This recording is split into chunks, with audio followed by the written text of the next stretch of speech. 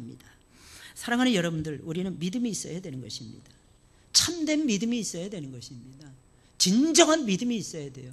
믿음에 뭐가 나타난다 그랬어요? 믿음의 역사, 믿음의 역사, 사랑의 수고, 소망의 인내. 믿음은 반드시 뭐 한다고요? 역사하고야 말더라는 것입니다. 유대인 외과 의사는 믿음이 역사한다는 것을 믿고 있었어요. 믿음이 역사한다. 참된 믿음이 무엇인지를 알았어요. 참된 믿음은 보이는 것을 붙드는 것이 아니라 보이지 않는 것을 붙드는 것이었습니다. 보이는 소망이 아니라 보이지 않는 소망을 붙드는 것이었습니다. 보이는 소망을 누가 바라지 못하겠습니까? 보이지 않는 것을 바라야 진짜 소망이죠. 이루어질 수 없어. 그런데 하나님은 이루신다는 것입니다. 이게 믿음이에요. 늘 말씀드리죠. 우리는 실용적이고도 과학적이고도 합리적인 믿음을 가지고 있어야 된다. 그러나 기억하셔야 됩니다. 진짜 믿음은 과학을 초월하는 거예요. 실용성을 뛰어넘는 것입니다. 합리성을 뛰어넘는 것입니다. 이게 진짜 믿음이에요. 사랑하는 여러분들이요, 기억하시길 바랍니다. 한 영혼이 깨지고 한 영혼이 변화되는 거 기적 아닙니까? 한 영혼이 뭐 일평생에서 딱 한 번 교회를 나오고 끝낸다 할지라도 여러분, 딱 한 번 교회를 나온다는 것이, 이것이 기적인 것입니다. 우린 소망하자고요. 언젠가는 사람들이 변화된다는 것을 소망하고 살자고요. 언젠가는 내 자신이 변화되어서 하나님을 기쁘시게 해드릴 것이다 라고 하는 믿음을 가지고 그 소망의 행진을 저와 여러분들이 같이 하자고요. 믿음은 하나님과 동행하는 것입니다. 에녹은 무드셀라를 낳은 이후에 300년을 하나님과 동행했어요. 단 한 번도 흐트러짐이 없었습니다. 그러니까 하나님께서 그를 세상에 두지 아니하시고 그를 당신의 품으로 데려가셨어요. 많은 학자들은 어떻게 데려갔을까? 언제 부활했을까? 언제 바뀌어졌을까? 몰라. 그거는 성경에 안 써져 있으니까. 중요한 것은 그는 죽음을 보지 않고 하나님 품에 갔다는 것입니다. 이게 중요한 거 아니겠습니까? 우리 자꾸 설명하려고 하는데 설명할 수 있을 때까지만 설명하자는 것입니다. 그리고 설명하지 못하는 부분에 대해서는 사랑하는 여러분들, 우리는 믿고 지나가셔야 되는 것입니다. 안 믿는 것이 아니에요. 이게 참된 믿음이에요. 본문의 말씀을 보게 되면 사도 바울은 예수 안에 있는 우리들에게는 소망이 있다. 예수 안에 있는 우리들에게는 항상 소망이 있다. 젊으니까 소망이 있다. 아니면 내가 기업을 잘 꾸려나가고 있기 때문에 소망이 있다. 그런 뜻이 아닙니다. 우리는 예수님을 의지하고 예수님을 믿기 때문에 소망이 있다는 것입니다. 24절 25절에 있는 말씀, 우리가 소망으로 구원을 얻었으며 보이는 소망이 소망이 아니니 보는 것을 누가 바라리요. 만일 우리가 보지 못하는 것을 바라면 참음으로 기다릴지니라. 참자는 것입니다. 기르기 참자는 것입니다. 여러분 생각해보세요. 예수 믿고 금방 내 원하는 대로 모든 것이 다 이루어져. 여러분 그러면 누가 예수님을 안 믿겠습니까? 안 된다니까요. 안 되는 거예요. 접신물에 코 박고 죽을지언정 이상하게 안 되는 것입니다. 안 되는 것을 경험해 보셔야 됩니다. 그때 믿음을 가지고 있어야 되는 것입니다. 하나님이 도와주시면 된다는 거죠. 하나님이 함께 하시면 된다는 거죠. 하나님이 동행하시면 된다는 거죠. 이게 진짜 믿음이에요. 하나님이 역사하시면 되는 거예요. 사랑하는 여러분들, 이 분위기, 이 믿음, 이것을 믿는 믿음, 이런 믿음 가지시고 승리하시는 우리 하늘문교회 성도들이 되셨으면 좋겠습니다. 이 본문에서 가장 많이 나오는 단어가 두 단어입니다. 핵심적인 단어 두 단어예요. 첫째는 우리. 두 번째는 소망. 우리에게 소망이 있다는 거예요. 우리에게 소망이 있다는 거예요. 이 말씀 전체가 주로 영적 분위기, 영적인 메시지, 우리에게 소망이 있다는 것입니다. 그럼 왜 우리에게는 항상 소망이 있는 것입니까? 첫째로 우리에게는 현재 고난과는 비교할 수조차 없는 하늘의 크신 영광이 언젠가는 반드시 나타날 것이기 때문에 그렇습니다. 고난은 지나가는 거예요. 고난은 지나가고 하나님께서 고난 너머에 엄청난 영광을 우리에게 예비해 놓고 계시는 거예요. 할렐루야. 뭐 어떤 분들은 그렇더라고, 그렇게 얘기하더라고. 영광 필요 없으니까 지금 당장만 안 아팠으면 좋겠다는 거예요. 지금 당장만 괴롭지 않았으면 좋겠다는 거예요. 저도 한참 고난받고 연단받을 때는 그랬어요. 하나님 징글징글해. 이거 도대체 이 고난 언제 지나갑니까 하나님. 예수 믿고 한 12년차 13년차 고난이 막 끝이 없는 거예요. 전도사 때 처음 갔는데 대림 삼동에 있는 조그만 교회였어요. 사례가 2개월 3개월 밀리더라고요. 얼마 받았는지 아십니까? 23만 원 받았어요. 억수로 큰 돈이죠. 그죠? 23만 원 받는데 2달 밀리고 3달 밀리고 그랬어요. 거기서 제가 2년 버텼어요. 2년. 그리고 그 목사님은 관계 좋게 하고 떠났어요. 그랬더니 어느 큰 교회 갔어요. 큰 교회 갔더니 한 파트 맡고 싶어가지고 공부만 열심히 한번 해보고 싶어서 2개월 딱 지나니까 담임 목사님 부르시더라고요. 저보고 대학부를 맡으라는 거예요. 참 하나님 운명도 참 얄궂으시네요. 나도 좀 토요일 날도 좀 내 가족과 함께 와이프와 함께 애들과 함께 좀 시간 보내면 안 됩니까? 하나님 기회조차를 안 주시는 거예요. 기회조차를. 방학 동안에 뭐 여기저기서 뭐 수련회 강사 오라 그러면 쫓아다니고 특강해달라 쫓아다니고 휴가도 없었어요. 단 한 번도. 더 놀라운 사실은 제가 초등부서를 맡았는데 그 담당하시던 그 부장님이 한 3개월 지나니까 안색이 바뀌더라고. 안색이. 무서워서 제가 그분 보고 무서워서 제가 무슨 일만 하면 다 방해를 하는 거예요. 일을 못하도록. 그래서 제가 목사님께 말씀드렸어요. 목사님, 저 사람은 부장으로서 자격이 없어요. 그랬더니 목사님이 화를 내시더라고. 전도사쯤 되면 그 정도는 소화해내야지. 목사님 안 당해보시면 모릅니다. 목사님 앞에서는 천사, 제 앞에서는 마귀입니다. 그랬더니 목사님이 화를 벌컥 내시는 거예요. 저를 얼마나 괴롭혔는지 말로 할 수 없어요. 그걸 참고 그분하고 같이 13개월을 동행했어요. 정말 신기한 것은 그 교회가 12월 첫째 주에 시작해서 11월 말에 마감을 짓는데 그 해는 12월 달까지 갔어요. 할렐루야. 저는 죽는 줄 알았어요. 죽는 줄 알았어요. 그래서 제가 마지막에 담임 목사님께 보고드리기를, 이 부장님을 내년도에 또 부장으로 세운다면 그 부서 말아먹습니다. 뭐야? 당신이 담임 목사야? 욕 바가지로 얻어먹고 나왔어요. 그래서 제가 중등부서를 맡았습니다. 중등부서 맡았는데 일치월장하는 거예요. 한 90명 정도 모이는데 120명 모이는데 90명밖에 안 모였어요. 담임 목사님이 첫 주부터 저를 막 그냥 드립다 쪼기 시작하는 거예요. 그래서 임전사 가는 곳에는 다 까먹어. 할렐루야. 아니 목사님, 저 오늘 첫째 주 설교했는데요. 그런 말이 무슨 소용이 있어? 맡으면 책임을 져야지. 우리 목사님 믿음은 하늘을 날아다니고 있었거든요. 그로부터 3개월 딱 작심을 했어요. 매일 새벽마다 엎드리고 밤마다 엎드려서 기도하고 말씀 준비하고 일주일 내내 설교 준비에 몰두를 했습니다. 정확하게 3개월 딱 되니 184명 모였어요. 그랬더니 여기저기서 막 부서장들이 막 저한테 찾아오는 거예요. 임 목사님, 도대체 어떻게 했길래, 저 그때 전도사였지, 임전사. 도대체 어떻게 했길래 그렇게 부흥됩니까? 좀 모르는데. 그냥 목표를 정하고 기도하면서 그냥 나아갔을 뿐입니다. 근데 참 신기하죠? 그 부장 집사가 또 사부작사부작해서 담임 목사님 속을 뒤집어서 재밌게 사역을 딱 하는 차에 중간에 저 다른 교회로 쫓겨나갔어요. 참 신기하죠? 놀랍죠? 부목사 시작됐습니다. 부목사 시작된 다음에는 더 기가 막힌 일이 저를 기다리고 있었어요. 4개월 사례가 밀리는 거예요. 돈 80만 원 주면서 4개월.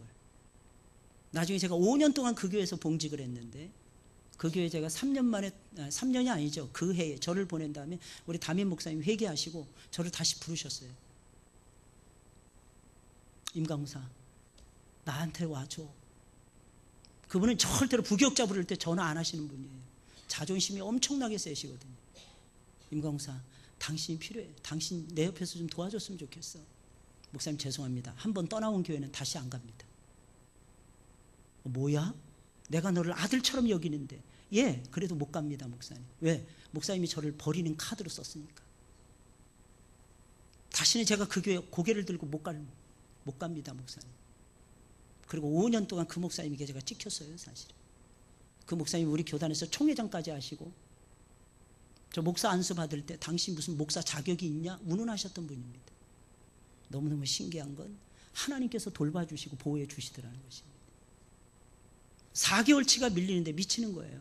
집사람이 5층 주공아파트 5층에서 애기들 과자금 내려오면 슈퍼였는데 1,000원짜리 한 장이 없어서 못 내려오는 거예요.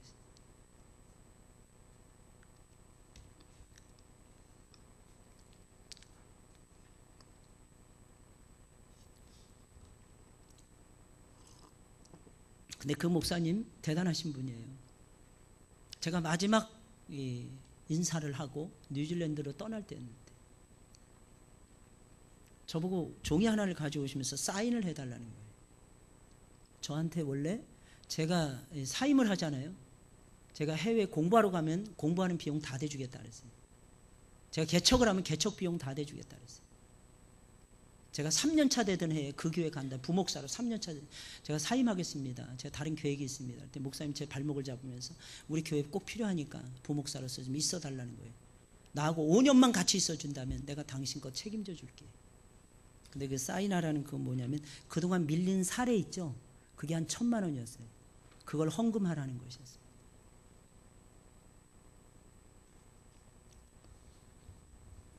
아이들 데리고 떠나는 시점이었어요.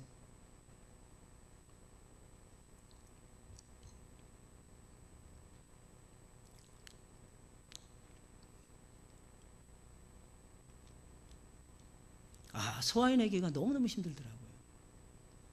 한 일주일이 지났습니다. 저를 부르시는 거예요. 임 목사 사인했어? 죄송합니다 목사님, 사인 못했습니다. 어떻게 그렇게 믿음이 없어? 목사님, 제가 믿음 없는 거 모르셨습니까? 저 죽어도 못하겠습니다. 그랬더니 목사님이 저 따라오려고 그러는 거예요. 목양실로. 예, 가세요 목사님. 앞서가시고 제가 뒤따라가겠습니다. 정말 못하겠어? 예, 목사님 못하겠습니다. 이게 말이나 되는 겁니까 목사님? 약속을 어겨도 어느 정도지. 저는 5년 동안 개고생만 한 것 같습니다. 참아내는 게 그렇게 힘들더라고요. 그러나 마지막에 제가 얘기하면서 어제도 일꾼이 막 돈을 막 올려달라니 마지막 그러나 돈 줘야죠. 돈 줘야죠. 돈 줬어요. 마지막에 제가 사인을 딱 하면서 목사님께 넘겨줬어요. 목사님 받으세요. 내려왔더니 전도사님들이 쭉 있는데 부목사, 또 다른 부목사하고 또 다른 전도사님들이 있는데 그분들에게도 그 사인하라고 쪽지 줬더라고요. 그분들이 그러는 거예요. 목사님 이런 법이 다 어딨냐고. 그래서 제가 그랬어요. 당신 얼마인데? 200만 원이래. 200만 원 말하지 마. 200만 원 가지고 무슨, 난 1,000만 원이다. 1,000만 원. 야, 나 1,000불 지금 1,000만 원에 1,000불. 여러분, 그런 시간을, 말도 되지 않는 그런 시간을 제가 보내봤어요. 근데 너무 신기한 건 그 속에서도 저는 이상하게 하나님이 좋더라고요. 그리고 뉴질랜드 날아갔던 거예요. 그리고 1년 동안 공부해서 딱 1년 영어 공부했는데 IELTS 5.5, 아카데믹으로 5.5 이상 나왔어요. 대학 들어갈 수 있는 성적이에요. 어느 정도. 신학교 입학할 수 있는 성적. 그리고 제가 아카데믹으로 그렇게 받고 영주권 신청했는데 3개월 만에 영주권 나왔어요. 할렐루야. 교회 개척했는데 너무 놀라운 사실은 1년 만에 교회가 자립이 됐습니다. 재정적으로 항상 그때부터 제가 떠나오기 전까지 제가 재정적으로 힘들어 본 적이 없습니다. 더 신기한 건 1,300만 원 종잣돈을 가지고 2억 6,200만 원짜리 3억 1,500만 원짜리였는데 원래 깎아서 제가 2억 6,200만 원에 사인해가지고 집을 샀습니다. 할렐루야. 너무 신기한 건 90% 이상이 다 모기지예요. 90%. 그렇게 대출 안 해주거든요.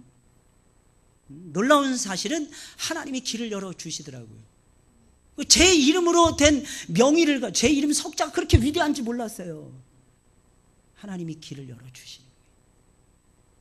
사랑하는 여러분들, 현재 고난을 당하고 계신다고 너무 억울합니까? 징글징글하게 억울합니까? 그럴 것입니다. 왜? 내가 잘못하지도 않았는데 고난을 받는 것 같으니까. 그러나 베드로전서 3장, 2장, 4장에 있는 말씀을 잘 보세요. 성도는 잘못해서 고난을 받으면 안 된다는 것입니다. 제가 그때 환난을 쫙 봤는데 제 동기 목사님이 저를 하루는 부르더니 그러는 거예요. 임 목사, 뭘 그렇게 잘못했어? 그러는 거예요. 예, 그게 무슨 말씀이세요, 목사님? 뭘 그렇게 잘못했길래 사례도 못 받고 사역을 해? 그때요, 큰 교회에서 저 오라고 하는 교회들 진짜 많았습니다. 근데 신기한 건요, 제 마음이 그쪽으로 동하지 않는다는 것이었어요. 우리는 하나님의 뜻을 따라가야죠. 무슨 뜻을 따라가시렵니까? 어떻게 해서 여러분들의 인생이 승부가 난다고 생각을 하십니까? 하나님 아버지의 마음이에요. 하나님 아버지의 뜻입니다. 근데 하나님 길 열어주시더라고요. 이게 하나님의 작품이고 역사라는 것입니다.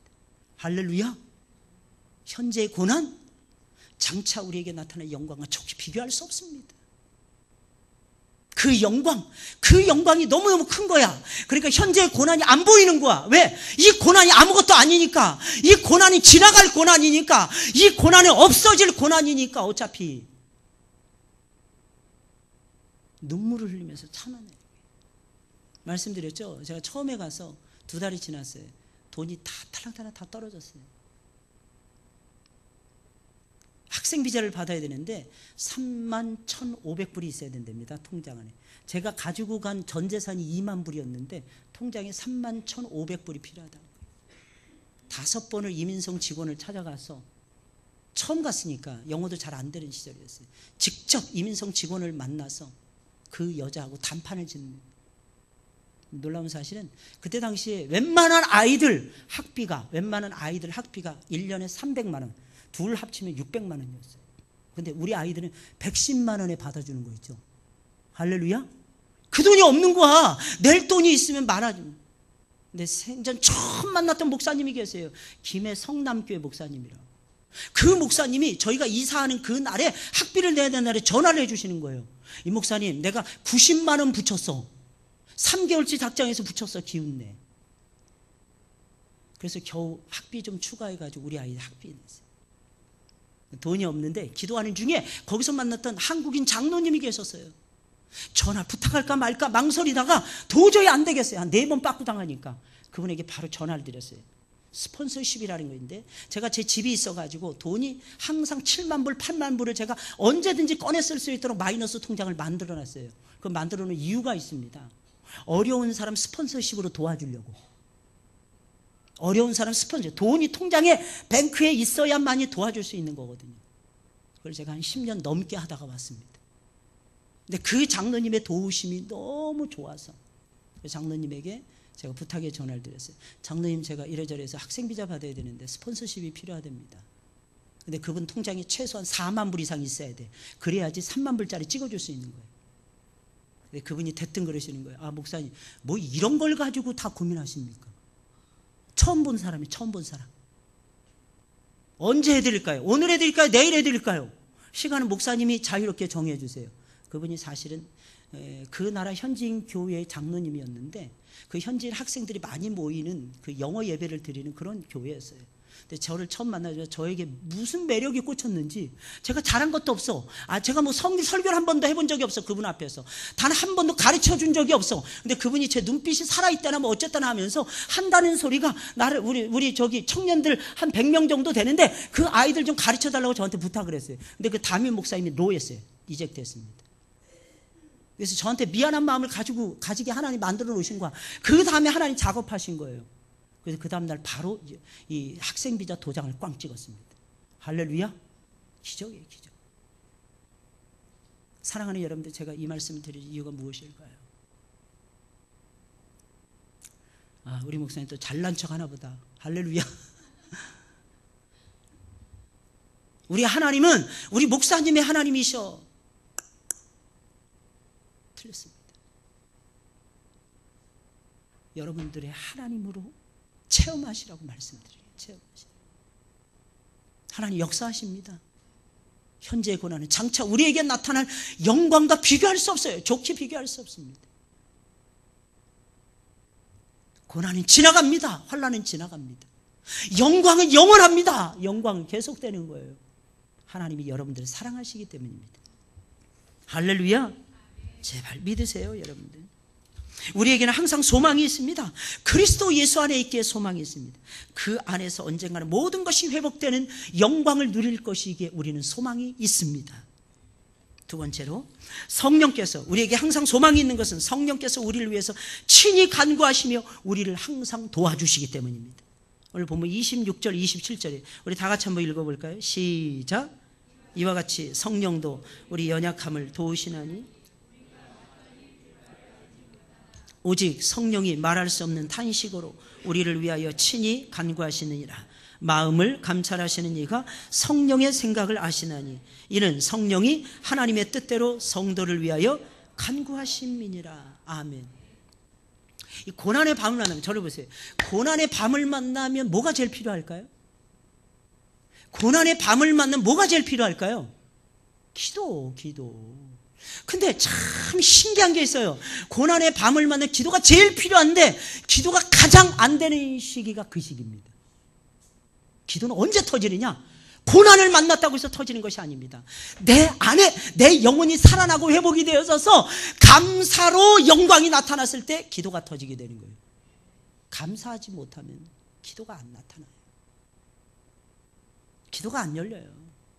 쉽게 말하면 많은 분들이 저 어렸을 때 기도발이 서야 되는데, 기도발이, 나 그게 뭔지 몰랐어요. 진짜 사역을 하다 보니까 기도발이 중요하다는 걸 알게 됐어요. 기도발이 이게 무섭더라고. 기도발이. 이게 하나님은요 저와 여러분들에게 기도의 능력을 주셨습니다. 근데 기도해야 되는 건 아는데 자꾸 졸린 걸 어떻게 해? 환난을 만나면. 예배 시간에 오면 새벽마다 말씀이 송이꼴보다도 다르니까 자꾸 잠이 오는 걸 어떻게 해? 그런 노래 있잖아요. 너를 보면 그냥 잠이 와. 하나님 만나면 잠이 와. 성경을 보니까 사랑하는 자에게 또 잠을 주신대. 이야, 기가 막히거든. 이거 그냥 푹 자. 그냥 푹 자는 거예요. 그래서 기억하셔야 됩니다. 그냥 하나님 찾는 거예요. 그러면 성령께서 대신 기도해 주십니다. 내가 기도하는 게 아니에요. 바울은 이런 말도 했어요. 심지어는 내가 모든 사도들보다 더 많이 수고했는데 내가 아니요, 내 속에서 역사하시는 하나님 성령님이시라는 거예요. 내 속에서 성령께서 일하시는 거예요. 할렐루야. 내가 하는 게 아니에요. 오늘 전도해 봤잖아요. 여러분들이 했습니까? 했겠죠. 했겠지. 노력했겠지. 근데 여러분들이 감동 주었습니까? 감동도 줬겠지. 여러분들이 돈 투자했습니까? 예, 여러분들이 돈도 투자했겠지. 그런다고 하나님의 전으로 사람들이 옵니까? 택하신 분은 하나님이시죠. 부르신 분도 하나님이에요. 박정호가 그랬대잖아요. 조수미하고 동기동창이잖아요. 늘 자기가 1등하고 조수미 2등 했는데, 서울대학교 졸업할 때까지. 조수미는 세계적인 오페라 가수, 세계적인 싱어가 됐습니다. 자기는 한국에서만 알아주는 싱어가 돼서 너무너무 기분이 나쁜 거예요, 박정호가. 그래서 미국으로 날아갔답니다. 뉴욕에 무슨 좋은 데 들어가기 위해서 이미 다 모든 것을 1차, 2차 가면 마지막 이제 면접 딱 남겨두고 있었답니다.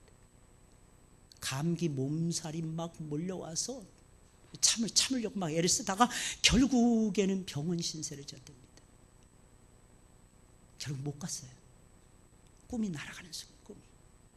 그때 박정호가 지었더니 나를 지으신 이가 하나님, 나를 부르신 이도 하나님. 그래서 울면서 작사 작곡한 게 그 찬양이랍니다. 하나님, 내가 죽을 때까지 하나님만 노래하다가 죽을게요. 세계적으로 유명해지는 것이 하나님 내 꿈이 아니었는데 내가 잠시 미쳤나 봅니다. 기억하셔야 됩니다. 하나님이 부르시는 거예요. 하나님이 의롭다 하시는 것입니다. 하나님이 영화롭게 해주실 것입니다. 그러니 어떻게 해야 돼요? 성령께 모든 것을 맡기시죠. 그동안 많이 실패하셨을 거예요. 왜 실패했을까요? 사실 실패가 아닙니다. 성공을 향해서 나아가는 디딤돌이었죠. 에디슨이 29살 때인가 30살 때 전구를 발명했답니다. 그 전구를 발명 2000번 실패했대요. 2000번. 하루는 기자가 와서 물었답니다. 에디슨에게. 선생님, 어떻게 2000번의 실패를 감내해낼 수가 있었습니까? 그때 에디슨이 화를 내면서 그랬답니다. 실패라니요. 나는 2000번 동안 단 한 번도 내 자신이 실패했다고 생각해 본 적이 없습니다. 나는 성공을 향해서 한 번씩, 한 걸음씩 디딤돌을 디디면서 올라갔을 뿐입니다. 그리고 2000번이 넘어가는 순간에 하나님은 나에게 빛을 창조할 수 있도록 역사해 주셨습니다. 에디슨의 말이었습니다.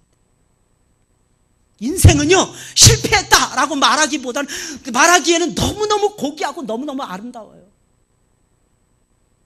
한 사람 한 사람 다 뒤져보세요. 전부 다 드라마입니다.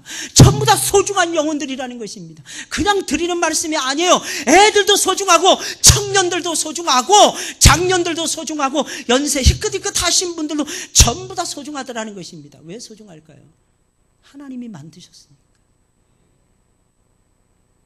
하나님이 소중하게 만드셨으니까. 성령께서 가만히 못 계시는 거예요. 내가 지었다, 내가 불렀다, 내가 의롭다 할 것이니라. 내가 너를 영화롭게 할 것이니라. 한번 들어오신 성령께서는 떠나시지도 않아요. 우리 연약함을 친히 도와주신다 그랬어요. 이 도와주신다, 이게 무거운 짐을 같이 들어준다 이런 뜻이에요. 이 무거운 짐을 없애지 않습니다. 이런 무거운 짐을 지고 한번 가보신 적 있습니까? 저는 어린 시절에 그런 적이 많았어요. 누가 대신 짐을 져주거나 누가 어느 공간까지 이동해 준다면 그렇게 좋을 수가 없었어요.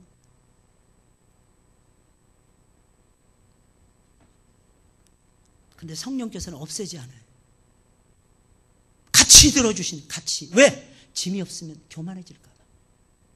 짐이 없으면 긴장의 끈을 놓칠까 봐. 하나님이 계속 짐을 여기저기 짐을 그러면서 같이 들어주시는 것입니다. 할렐루야. 더 신기한 거 말씀드릴까요? 모래 위에 발자국처럼 짐을 내가 짊어지고 가고 있는 거야. 나는 미치고 환장하겠다는 거야. 발자국이 2개밖에 없어. 평상시에는 발자국이 4개였는데 근데 보니까 그 발자국이 주님이 오셔서 하시는 말씀. 왜 그때 뭐 하셨습니까? 주님이 그 발자국 내 발자국이 아니야. 주님은 유머러스 하신 분이야. 네 발자국 아니고 내 발자국이야. 내가 그때 너를 업고 갔느니라. 내가 그때 너를 업고 갔느니라. 사랑하는 여러분들 제발 믿으세요. 하나님 업고 가십니다. 마지막으로 모든 것이 합력하여 선을 이룰 것이기에 우리에게는 항상 소망이 있습니다. 28절에 있는 말씀 다 같이 시작. 우리가 알거니와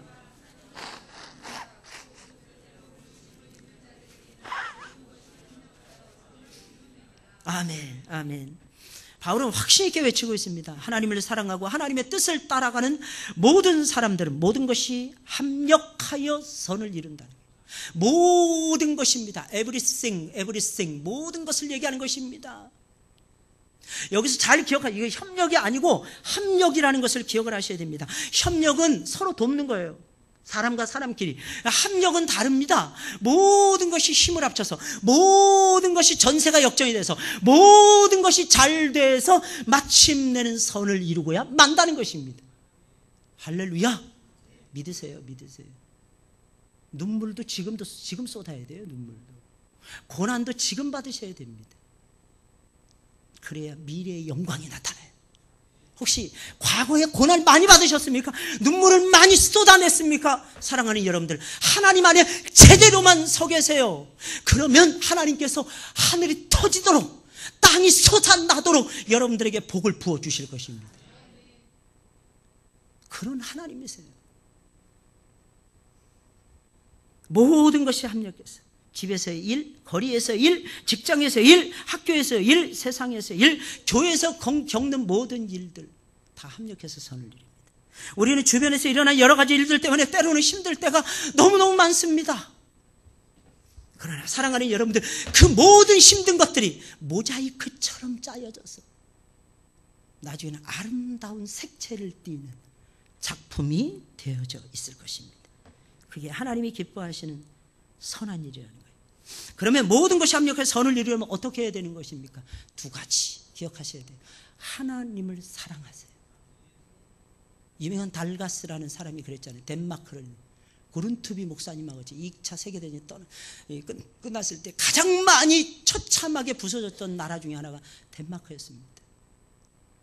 그때 구룬투비 목사님, 우리나라 책에는 안 나오지만 달가스라는 유명한 사람과 함께 골목 다니면서 사람들을 일으켜 세우면서 2가지 외쳤다. 하나님을 사랑합시다. 하나님을 사랑합시다. 2번째, 덴마크를 사랑합시다. 우리 조국 덴마크를 사랑합시다. 하나님을 사랑합시다. 덴마크를 사랑합시다. 그 2마디가 됩니다. 정말 대단하죠? 사랑하는 여러분들, 하나님 사랑하셔야 됩니다. 두 번째로 하나님의 뜻대로 부르심을 입었기 때문에 내 뜻을 쳐서 하나님의 뜻을 따라가셔야 됩니다. 내 뜻을 쳐서 하나님의 뜻을 따라가셔야 돼요. 유명한 복음성가 가수인 레나 마리아 아시죠? 그 팔이 없어요. 다리가 하나밖에 없는데 다리가 휘어져 있습니다. 그런 장애인이 편견과 오만으로 가득 찬 이 세상에서 어떻게 살아가겠습니까? 그럼에도 불구하고 그녀는 그 몸을 가지고도 세계를 돌아다니면서 영혼을 살리는 위대한 일을 하고 있습니다. 우리가 잘 아는 송명희 시인, 중증 내성마비 환자입니다. 학교 교육 못 받았어요. 교회에서조차도 서름을 받고 쫓겨났습니다. 그러나 그녀는 하나님을 찬양하는 시를 쓰기 시작했어요. 소망을 가지고 있었어요. 꿈을 가지고 있었어요. 희망을 발견했습니다. 어떻게 그럴 수가 있는 것입니까?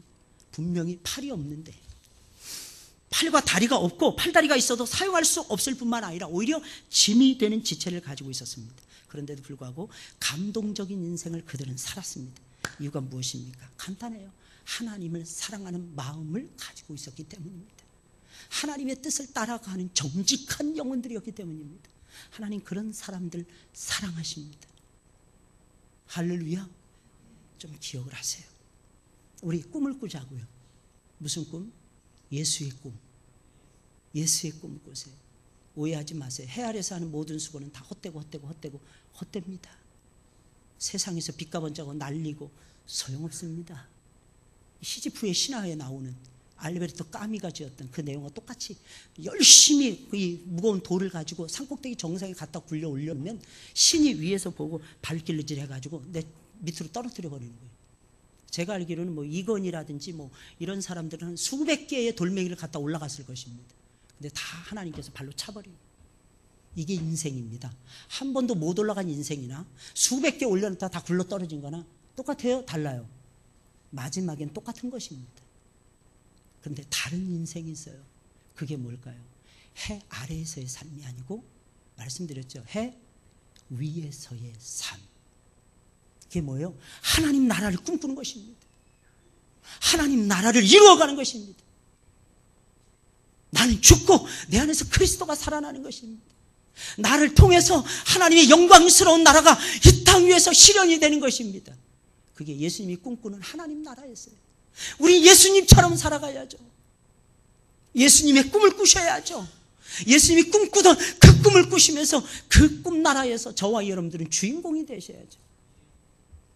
이 소망 가지고 살아가시길 예수님의 이름으로 축원을 드립니다. 여러분들에게는 소망이 있어요. 고난 지나갑니다. 영광이 곧 닥칩니다. 성령께서 도와주십니다. 간구해 주십니다. 모든 것이 합력하여 선을 이룰 것입니다. 믿으시길 예수님의 이름으로 축원을 드립니다. 우리 찬송 부르겠습니다.